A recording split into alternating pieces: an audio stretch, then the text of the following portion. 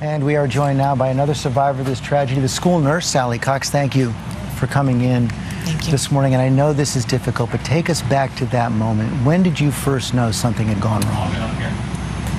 Hearing loud popping noise. I mean, just something I've never heard in my life. And your mind doesn't think that it could be that.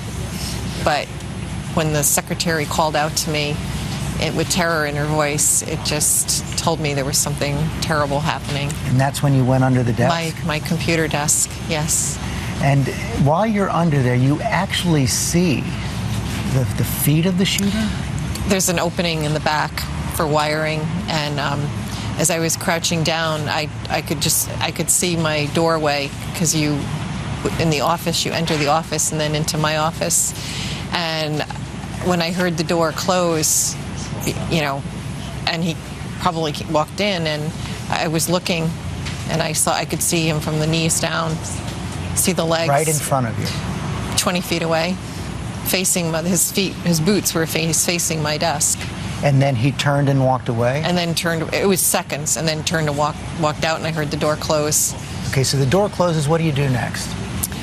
After the door closed, I don't know how the secretary had the courage but she did. She raced into my office and pulled the door closed and raced behind my desk.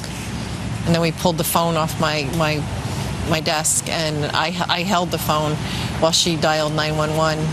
And so we placed a call to 911. Thank goodness you did that, because the fact that the police got there so quickly, the governor told me this yesterday, prevented more killing from happening. And then right after that, you actually lock yourselves in. Then we raced into my supply closet and pulled the door closed.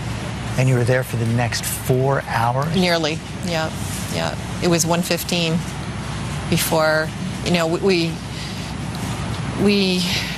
we were petrified, and we didn't know how many there could have been. And we were listening. You couldn't hear a whole lot, but we did. I mean, we heard screaming and the gunshots. And I know the police shielded you as you left, so yes, you wouldn't see what happened. Right. They told us to close our eyes. They said, close your eyes. But you knew every child in that school. I see them all at least once a year for their hearing and vision. So, and then some I see a lot more often, but I get to know them. I know at first you didn't want to hear about the victims. No. Have you been able to learn anything more since? Oh yeah. I mean, by Saturday night, the list wasn't officially out to till the public till Saturday night. Finally, I know you've started to learn about that for now at least, you may not be going back to Sandy Hook. Right. How long will that be?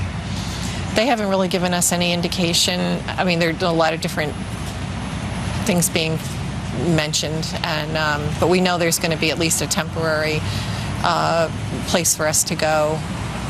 And not back to that school? Not back to that school, no. Sally, thanks very much for joining us. Thank you.